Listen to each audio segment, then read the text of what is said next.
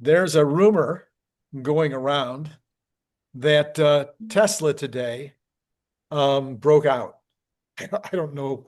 I don't know. Bradford, were you paying any attention today? Was there any special action today that maybe you'd like to share? 3, 6, 9, 12, 15, 18, 21. Yeah, closed at $369, broke past the barrier at $350. We'll see if it can hold that, tomorrow, but that's a massive gain, $21 in one day. So, yeah, that's a very significant move. Now, is this a bad week to have covered calls? It would be, but we didn't sell any this week. There you go. And okay, now this is really important. This will be the best thing we've ever had you on for.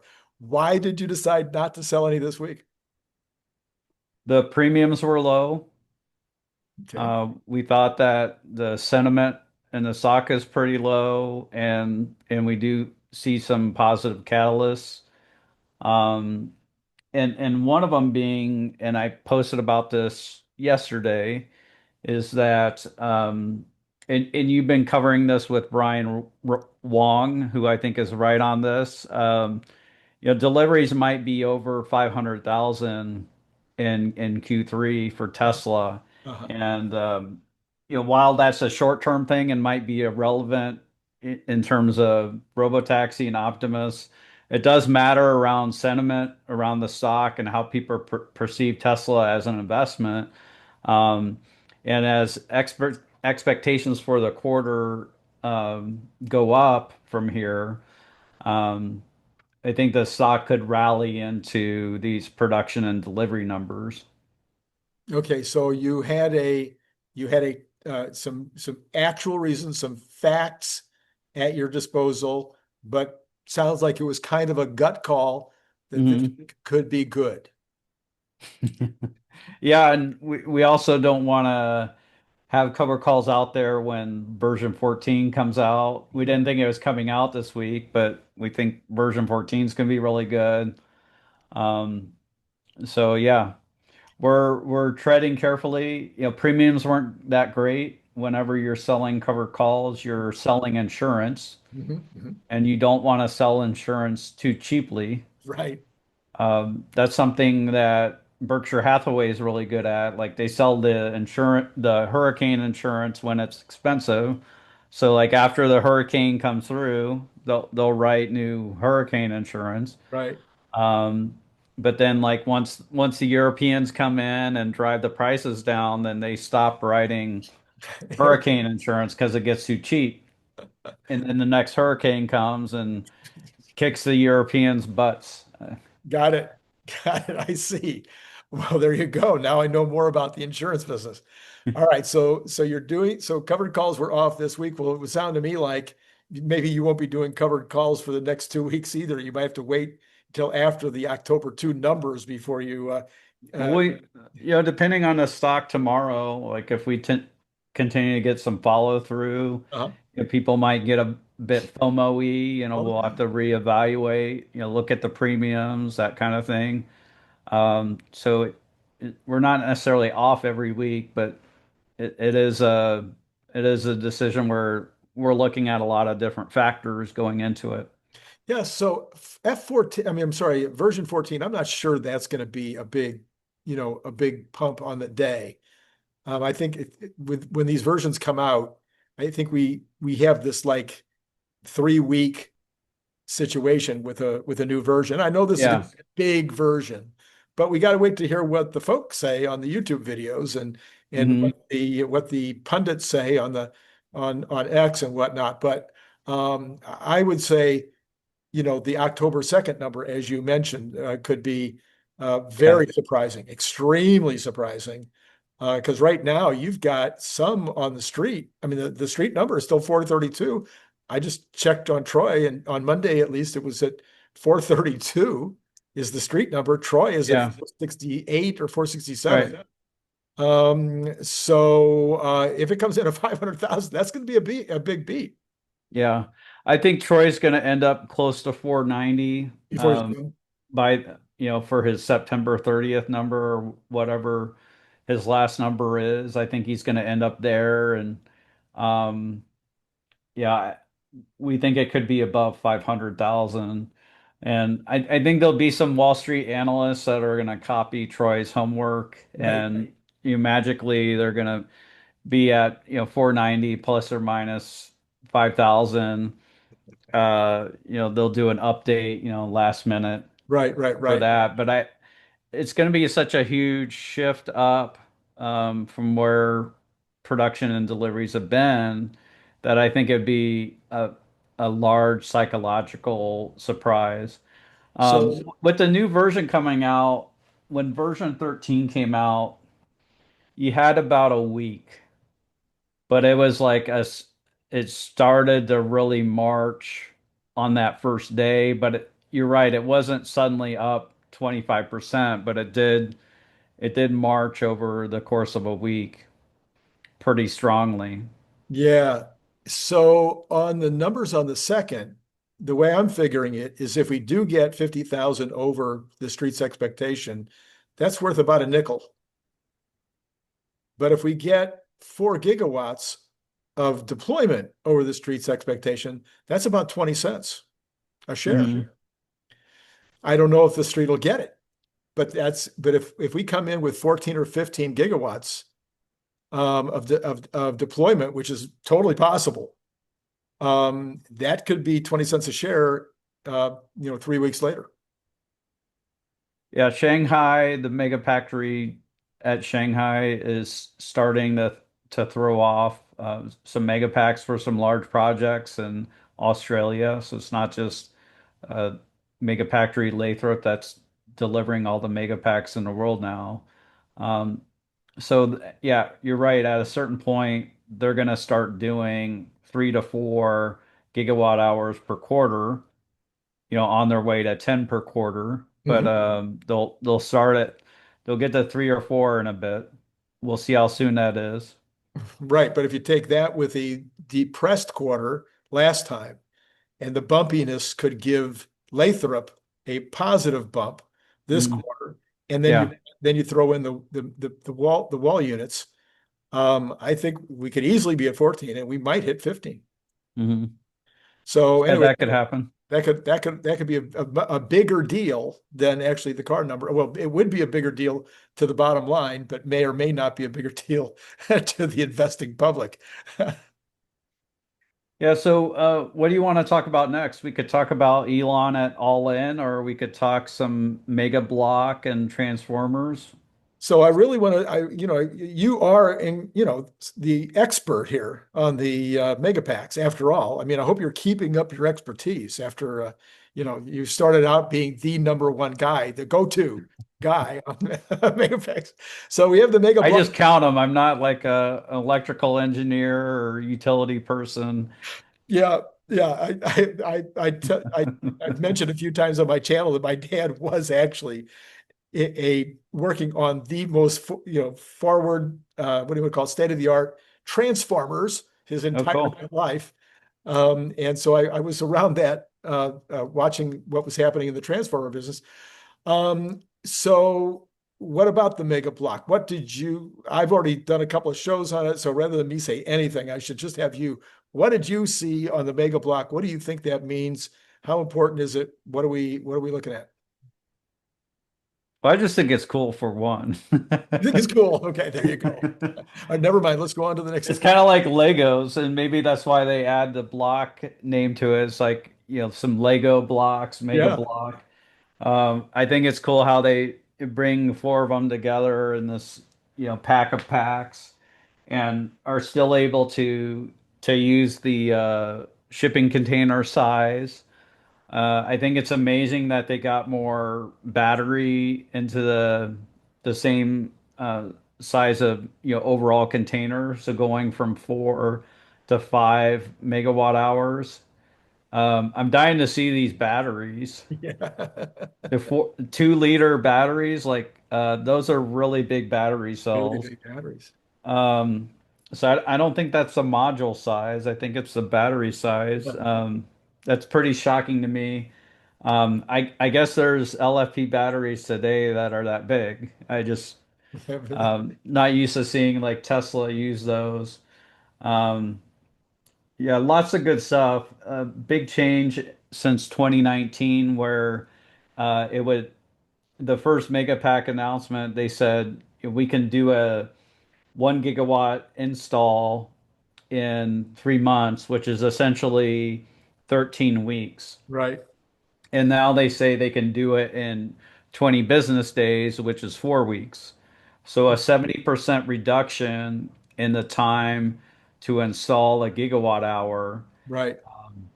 And it's the, I'm not sure if it's the most energy dense per acre, but it's extremely energy dense um, compared to, non-lithium ion solutions.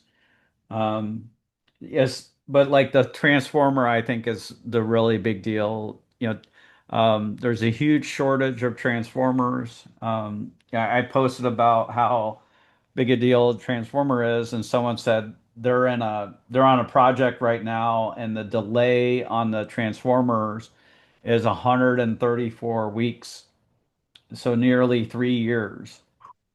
Wow. and and for Tesla to come in and start, making their own or have a dedicated supply or however they're doing it, that's going to be a critical unlock. He said Elon responded to that. He says, no, they are making their own. Oh yeah, Make yeah, the you're right. Yep, yep, yep.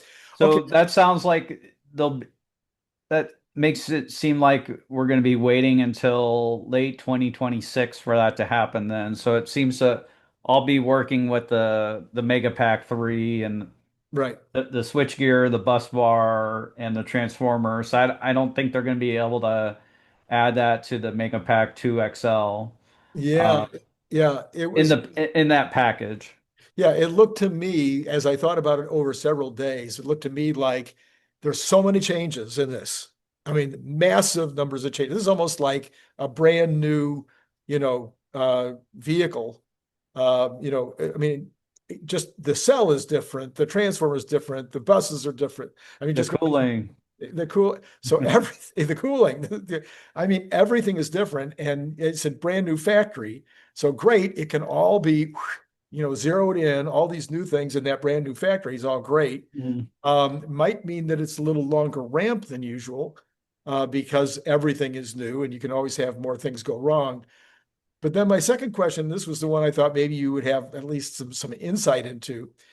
I'm guessing that maybe this means that the version 3 mega pack and or mega blocks will not be available in the old factories at Yeah, the same time. I'm gonna guess they're gonna be constrained by cells, the new cell constrained by the new buses, yeah. constrained, I mean, they're gonna be constrained by everything. And it may be something that they do back into unless they've got plenty of sales for those and they don't need to. I don't know what's gonna happen. But it would certainly, I guess, be the footprint for any new factories that. Mhm. Yeah, I wouldn't be overly hopeful that Lathrop and Shanghai would switch to this approach. I think it's similar to the 48 volt. Yeah, us us observers from the outside were like, oh, you can just change all your equipment and all this stuff, and Tesla wants to be capital efficient. Yeah. Um, they have a supply chain issues. They have commitments they've made. All these different partners. So with Lathrop and Shanghai, they're probably going to continue to make the Megapack 2 XL. Maybe there'll be some changes they can make, some incremental changes, but I think it'll be like 48 volt, where 48 volt lives in a Cybertruck, but they weren't able to put that on like the new Model 3 and Y and in the S and X. So, maybe we'll get 48 volt for a Cybercab. I would hope so. Yeah, yeah, yeah, exactly. But Yeah, like I'm expecting 40. yeah, but for existing lines, they have commitments and other things that get in the way of them just like throwing out the playbook and restarting not from scratch, but from, informed experience. This was a throwaway rumor, I think, or a speculation yesterday about Shanghai, the Shanghai Megapack factory expanding to maybe more capability. Do you have anything on that? Have you heard anything more than idle speculation? At the announcement, they talked about Lathrop and Shanghai together being 80 gigawatt hours, which Right. was a disappointment because Elon's talked about Shanghai, being twice as big as Lathrop, if not three times, but definitely twice as big. So, we're thinking capacity is more like 120 gigawatt hours. Um, but they said 80. I would trust them. I wouldn't suddenly like jack the numbers up. And this reminds me of when they first announced the capacity of Lathrop. They said it's 40 gigawatt hours. This was October of I think 2022. And people thought, well, these are simple to make. It's just like a server cabinet. You just throw it in, you hook in Right. the liquid and the Right. Right. electrical, Right. and they should be able to crank out 40 of these in quarter number two or whatever. And that's why I went to Lathrop. I was like, well, is that true? Right. What's really happening? And what I found out was that they were making about the equivalent of like 12 gigawatt hours per year. So they're or 16. So they're around like between 30 and 40% Right. of the stated capacity. Mhm. Um, and that was by me literally counting how many exited the factory door because they're very large objects. It takes like a minute for them to roll out. It's very easy to spot that. So that's what I did with the mega pack counting. Mhm. Mhm. Yeah. So I would tend to trust Tesla. If there's a rumor that they're going to 80 or increasing capacity, that may mean that they're finally ordering more equipment. There is a lot of space at Oh, there is? uh, Okay. Megafactory Shanghai for them to do more than what's at Lathrop. So But they maybe also might be making some batteries there, so they that's could a, be. Yeah. a Yeah. complicating factor. Right. Or maybe they're going to make cyber cabs because I'm not sure where the heck in the in Yeah. the car factory they're going to make those mega, especially now that they're selling so many Ys after they added the YL. Mhm.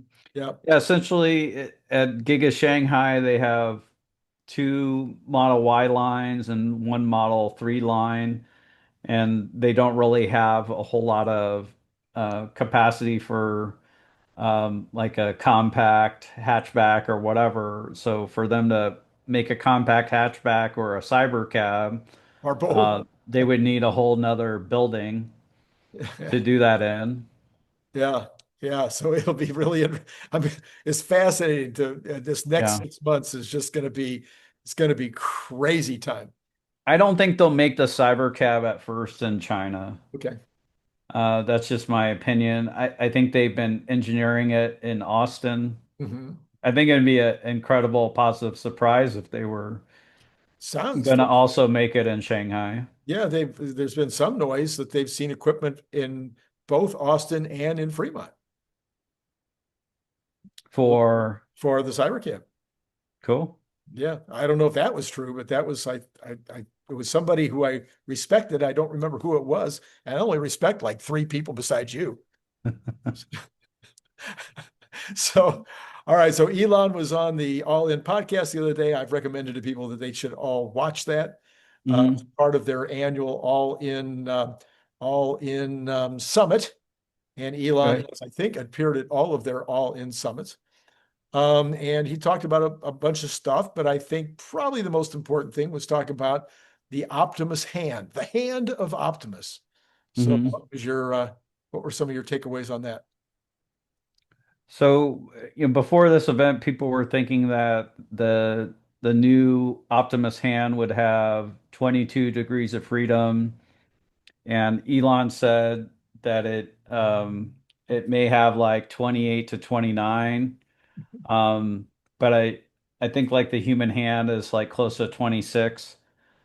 So I think that was exciting to hear that you're going to have potentially one-to-one translation between a human and the robot hand. You really need a great hand for all kinds of dexterous work, but also um, if Optimus is going to be serving like in a medical facility, if you're going to have like two Optimus lift someone out of bed, things like that, you need the fine touch for that so that they can do a great job Yeah. and Yes. and not be rough. Don't want to be rough. Like, So, yeah. go ahead. I was just going to say, I think when you get into these different degrees of freedom, is Mhm. now talking about all the way up to the elbow. Okay, so Elon was talking about how most of the muscles that control the hand in our own hand, the muscles are here in the forearm. Yeah, He refers it to as being like a puppet, that the yeah. tendons are like the strings and they control the hand. And so I think that these degrees of freedom would include the way that the arm and wrist move. So there's, I think, maybe four in the wrist and a couple in the forearm. So, and again, Scott has been teaching me about this stuff for years, but I don't remember all of it 100%, but I think it's on that order. Hmm. So maybe he was talking about some on the wrist instead of the hand. Right. So Elon, maybe people didn't hear this before. So he was just talking about how he believes Optimus is going to be the greatest product ever created by humanity. And he also said, I think it's accurate to say that if successful, Optimus will be the biggest product ever. Um, he said it's the engineering is um, much harder than most anything at Tesla. That there's a huge supply chain challenge. One negative surprise for investors was that the chip that's going to go into this Optimus may be much more expensive than we thought. So, like the hardware 3 chip that goes in the car is less than $1,000 as far as we know. Right. So this chip that's going to go in the Optimus Generation 3 may be between 5 and 6,000. Right. Right. So not a big deal if you can charge, 70,000 or more per year to rent out these Optimus. Right. Um, I did feel it was positive that Elon said, okay, well, we at 1 million units, we think the cost is going to be 20 grand per robot. But the price will be, whatever, commiserate with demand. Right. He said something with demand. So, Right. they're not going to just Right. price it at double the cost. They're going to Right. price it to Based the on value of whatever it can do in human terms. and what the market will bear. I think Yeah. that's what he's talking about. What will the market bear? And quite frankly, you and I, many of us, Cern, have all done the numbers on that. And in the beginning, the first few 100,000, maybe even the first million, it would seem like you could get at least $100,000 a year, for one of these because the people that are going to want them the most are people with four shifts. And then once you've sold everybody that has four shifts, now you start selling people that have three shifts. Hmm. It's everybody that has two shifts. But I mean, almost all small, like all the in and outs, okay, all the in and out hamburger stands here in California have four shifts. They're only closed for like 2 hours a day. All the grocery stores and all the Hmm. what do you call it? Big box Big stores. box stores, yeah. They've got people there all night stocking shelves. Hmm. So all these kind of places are going to buy these things like crazy, and that doesn't even count the manufacturers. Like I had part of the year I was four shifts, and part of the year I was three shifts. And I was just a small manufacturer, but I would have had, I would have definitely with robots, I would have gone to four shifts all the time. Yeah, So it's to somebody like that, you're talking about multiple of $80,000 per employee yeah. per year, So there's some skepticism around the hand, right? whether it's too complex, Right. whether whether the hands will wear out, too quickly, and you could replace like the forearm or the hand. Um, so there's some skepticism around that, but even from some big Tesla bulls like connecting the dots, um, we'll see how things do turn out with Optimus. But I think it's exciting that they're very close to finalizing the design of the Generation 3 Optimus. And I think once they do, they're going to produce a lot of them. Right. Maybe they won't do a full million because they might, eventually jump to a Generation 4. Hmm. But I do think they'll go way above 100,000 with the Generation 3. I think it's going to be a great product, great for Tesla factories themselves, great for their suppliers, but also other manufacturers and hopefully for humanity too.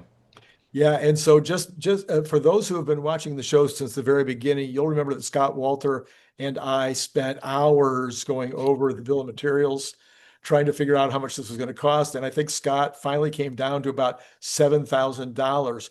But in that $7,000, we were counting about $1,000 for the chip, and Right. we were figuring. I think at the very most, I think Scott was up to like 30 or 40 actuators. But Hmm. now we're talking about 20, not 26 or 27 per arm, Yeah. these actuators. And then there's the rest, besides the ones that are in the arm, you got the shoulders and the hips and the feet and everything else. So I think this is the two places where we were probably the furthest off is a Hmm. lot more actuators. The actuators maybe, and they're all going to be made by, I mean, apparently, now again, we're going to make the actuators. Or, Well, maybe yeah, or the they'll contract. have a hardcore contract with a supplier that'll make it for them to their spec. Yeah. But think about this for a minute. If they're going to make 1 million of these a year, Hmm. we're talking about 50 million actuators a year. Yeah. That's Yeah, it'll be way more than that. It's a lot. that's a lot. A lot There of are billions of motors that are made per yeah. year. Yeah. Essentially they may be actuators, like pools have a lot of motors in them. But you know, for them to produce this at this scale, I think will be a really big deal. Elon also at All In did talk about the AI5 chip. He talked about Tesla FSD version 14. Again, he said version 14 will be the biggest upgrade in Tesla software since version 12. He said we're increasing the parameter count by an order of magnitude. He talked about reinforcement learning and the AI4 chips. Uh, so reiterating that it'll be 2 to 3 times safer than a human. Uh-huh. So he did use the word safety in comparison to human. So you might see like safety critical interventions go to like 1 million miles uh, per safety critical intervention, which would be great. Humans do underreport their accident rate, so maybe we should talk about that for a second. So, um, and I do need to dig into these accident reports. You do have access to some Some AI to help with that. So Waymo, they get into an accident every 133,000 miles. okay. So like, Tesla nerds, they would be quick to point out, well, Waymo sucks. They're no good. The average human's at one every 500,000 miles, but the average human lies and does not report fender benders. Right. And a Percent. lot of these Waymo accidents are either other cars backing into them Right. or rear-ending them, Right. or it's when a human is driving and repositioning the Waymo. Hmm. One of the accidents was a human was driving it in a parking garage and failed to notice the height restriction, and so the the lidar on top got knocked off. So that had to be reported. So they have to report everything. Right. So yeah, it's possible, Waymo's, much better than 500,000 miles already. But their solution doesn't scale as well as Tesla. Um, could we talk a little bit about AI5 chip, or do you want to talk about version 14 for a second? Yeah, the only other thing I was going to say about that was that he said it would be sentient, that it would feel sentient. And I was, I was, today I drove, now I'm on version 12.6 or whatever on Right. hardware 3. Okay. Hmm. And I drove over to Costco and I let it go in the parking lot. And it went up and it turned into the parking lot. And then it decided to not to go to the first row. It decided to go to the second row. And then Hmm. it pulled up into the second row and it passed 5 or 10 perfectly good parking lot spaces way away from the store, Hmm. kept on going, and then it decided not to keep going into the next section. It made a right turn and then it was going to make a left turn to get closer to the store. I don't know how it was making those decisions, why it decided not to keep going straight. What did it see? What was it? What was causing Uh, it to think that way? And this is on version 3 mhm. or hardware 3. So did I get you closer, or what ended up I happening? at that point I cut it off because it's not going to park. My Yeah. my version can't park. So I thought, holy mackerel, this is very interesting how it's handling this parking lot. Mhm. All right, It does pretty good, even with Robotaxi. You can get it to go into the parking lot of one of the HEBs, and that's a grocery store, uh and it handled the parking lot really well. And it's a very busy parking lot. Yeah, so AI5 chip, Elon was pretty bulled up on that. yeah, He said there's there's some metrics where AI5 is 40 times better, but the main parts is that it has 9 times more memory than AI4, 8 times more compute, 5 times more memory bandwidth, and that they're finalizing the design of ah, AI5 yes. now. Yeah. Yeah, so that's pretty crazy. I mean, it's pretty wild. And that's maybe for the next 2 or 3 years, they'll be using that, and AI6 is going to be off the planet. I mean, AI6 is going to be um, something that will be able to be used as a chip in the data center. Yeah. So it's just going to be another magnitude higher of everything. So let me ask you a question. Why do you think the stock was up so much? Do you think it was Elon talking about these things in front of this huge investor crowd at All In, and spreading the message further than just us nerds on X talking about version 14 and talking about degrees of freedom on the Optimus hand? What do you think it was that caused the stock to take off All today? right. So I have a weird theory. My weird theory is that there has been a dozen, I don't know if it's a dozen, but I've been talking about it for 2 weeks. All these catalysts over the last 2 weeks, one after Mhm. another, that should have been good for a point or two. Yeah. You got the mega block, and and the 7 things that were within that mega block that were huge. Yeah. You've got You're just stacking thing after thing. thing after thing after thing going, well, New York City, visible testing in even further out around Austin. I mean, all these different things. The new app didn't budge the market. So here's my theory. My theory is that the market itself has been like under pressure cooker. The pressure cooker has been on, and Hmm. everybody's been afraid to go to the next level because of the Fed and because of all this stuff. And it's just been okay. And We're it's been 4 years since the last high and right, things like that. and it's just been a pressure cooker, and then Tesla's stock, partially because of the macro pressure cooker, but also because it itself was up against its, its numbers, against its Mhm. 255, 260. I mean, sorry, 355, 360. So I think both of those things were happening. And yesterday, when the PPI came out, even though I spent a lot of time on my show talking about how the PPI is not predictive of the CPI, but that PPI number was amazing. As a manufacturer, I can tell you that there's no way that eventually those PPI numbers over the last 6 months that are amazing don't end up in the CPI. It's Hmm. impossible. Eventually, it'll get there. So I thought maybe the stock market will go crazy yesterday, and it didn't. So then when the CPI came out today, I'm like, oh shoot, this is not looking so good. And then the labor numbers came out. Everybody goes,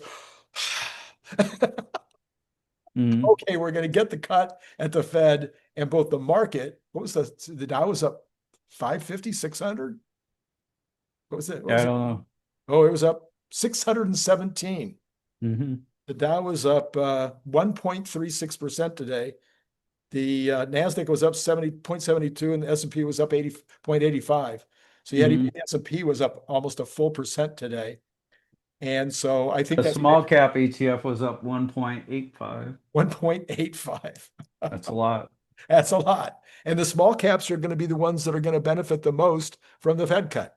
Hmm. Because that's going Yep. to hit your manufacturing, that's going to hit your car sales. That's so it's gonna help the used car, I mean the new car sales, Yeah. whatnot. Yeah, And small caps are more dependent on borrowing and right. interest rates. Yeah. Right. So all of that's going to be amazing for the economy. So I'm like Kathy Wood. I think the fourth quarter goes nuts. Next year it'll be epic, and the following year it'll be ludicrous for the entire economy, as well as for Elon Musk's statement about epic and ludicrous for Tesla. That's just me. Are What? you in the golden age, Andy? Randy, I mean, Yeah, I'm in the you- golden age. All right. you're in the golden age already. All right. Yeah. So we had some news out in Nevada. Maybe you can Yeah, share that. that's right. That's well, you could share it. You knew more about it than I did because I was busy getting new specs. These aren't them. Well, These are the old specs, but I had to get new specs because I am old. And every once in a while you gotta the eyes are just, not what they used to be. Anyway, so what happened in Nevada today? well, I'm going to respect. In Nevada, Tesla got permission to operate as fully autonomous in the state of Nevada. So they can be an operator, offering autonomous rides in Nevada. So it'd be cool to see what they do. They could roll out in Reno. They do have the big factory Right. in Reno, Nevada.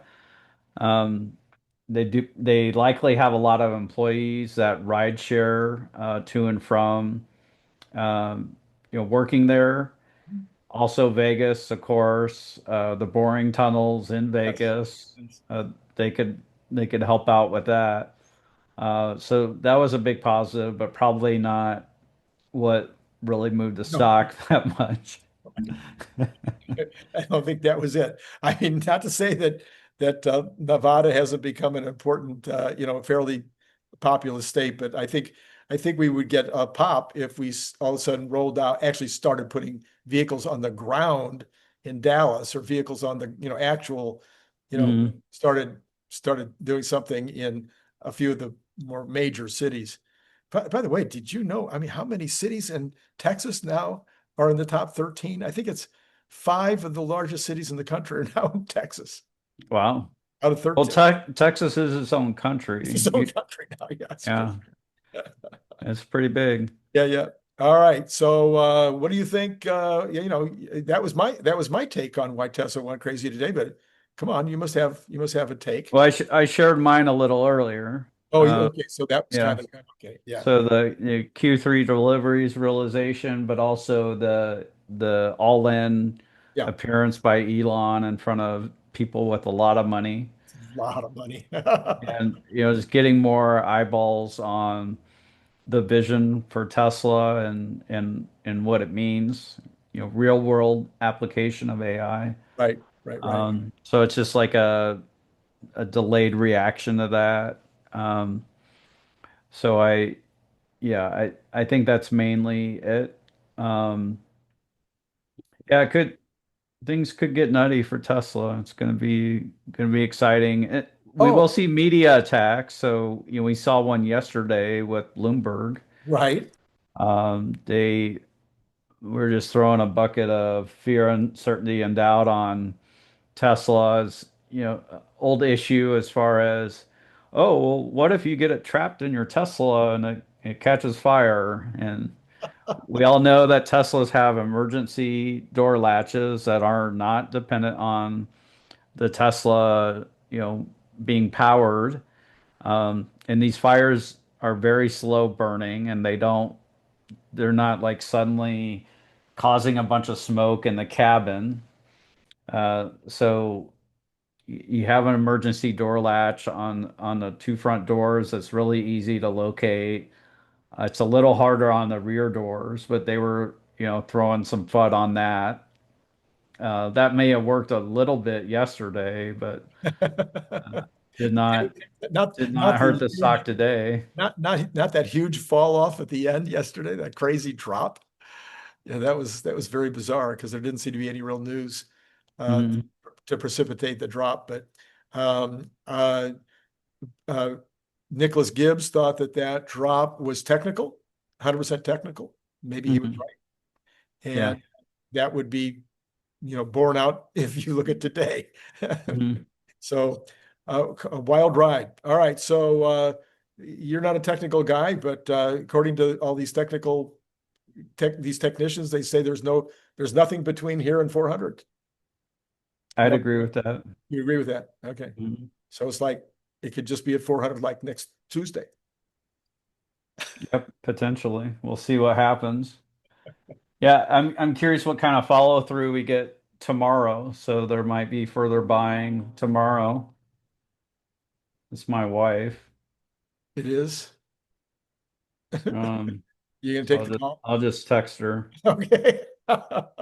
We have to take care of I used to say when I owned my business, I would go into a meeting and I would say, this is one of those kind of meetings. What do you mean this is one of those kind of meetings? That I only take two calls, my wife and my banker, and not in that order. That was funny. Well, I would listen, but I'm I reading their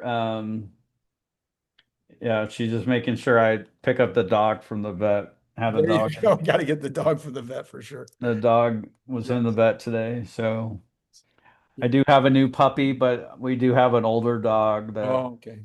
that had was a little sick recently. I see. All So right. I don't want to get too political, Okay. but I do want to share that uh, You can get as political as you want on yeah, this channel. like many people, I was disturbed what happened yesterday, and but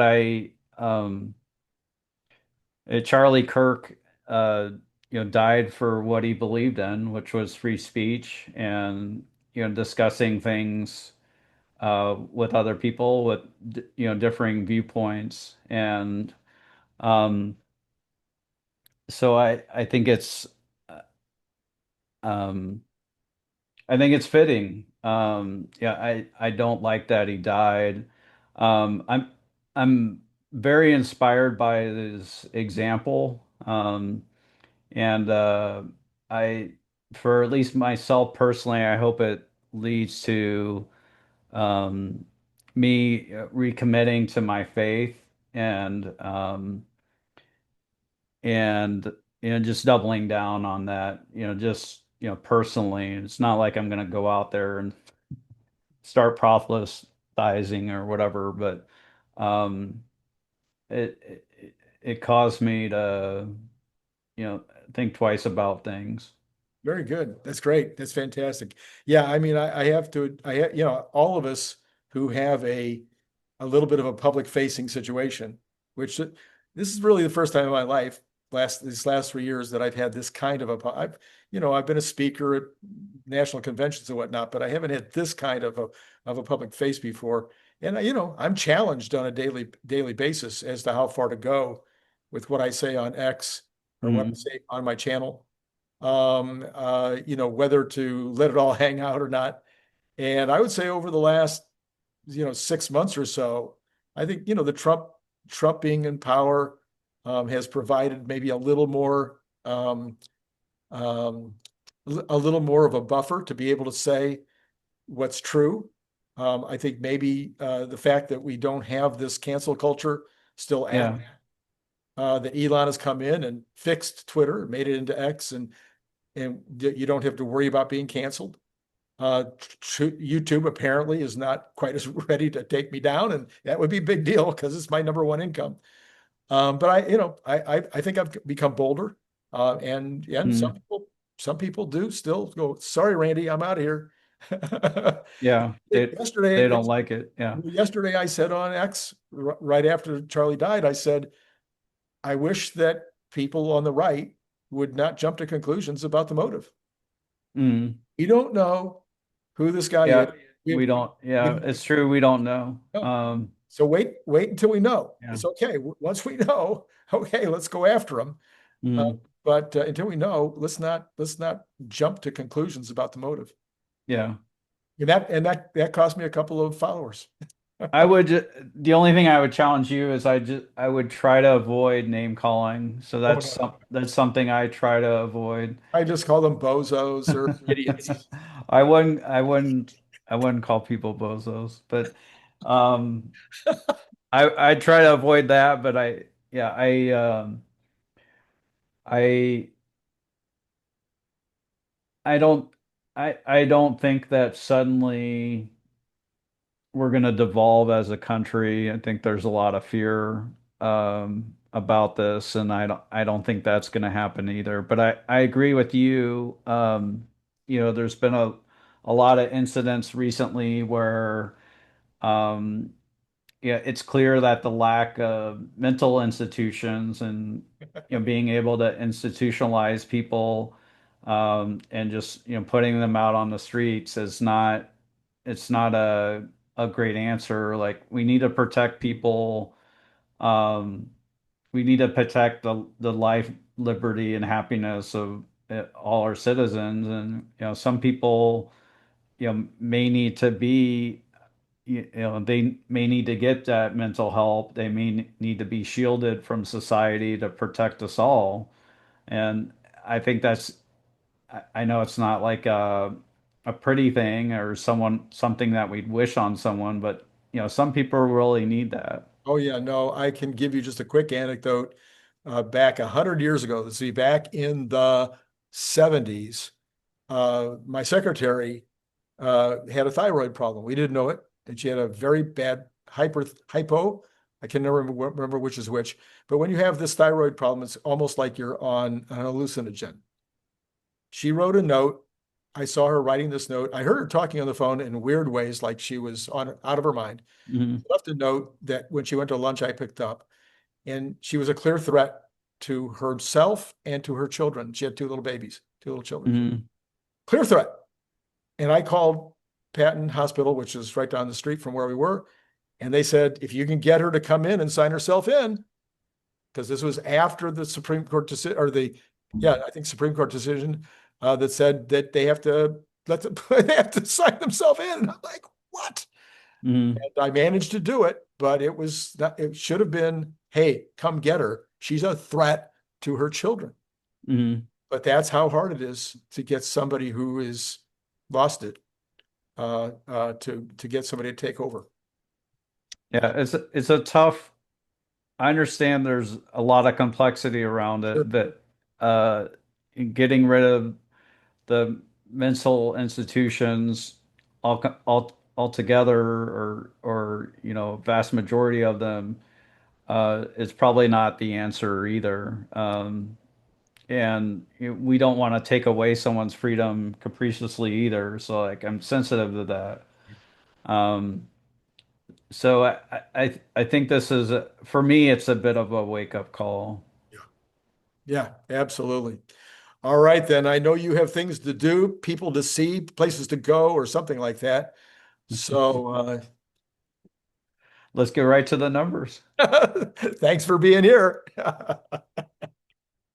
Okay, the numbers. Well, listen, it's always nice when we can report that they did well. So Tesla was up, as I said earlier, 6.04% today. And in the after hours, it is down a bit now, down 0.27. Let's go ahead and move on to the bonds, see how they're doing in the after hours. And what we got is we got the bonds. Whoops, there it goes right back there. Okay, it is up a little bit. We're back up to 4.026, up 1.5 basis points in the after hours. My feeling is still this will go back down into the threes. I really believe it's going to happen. And next stop is 3.75. We've got oil up. I'm sorry, I did that again. We've got oil down a little bit in the pre-market, down 0.13% at 62.29. Natural gas also down about 0.2% at under $3 again, interestingly.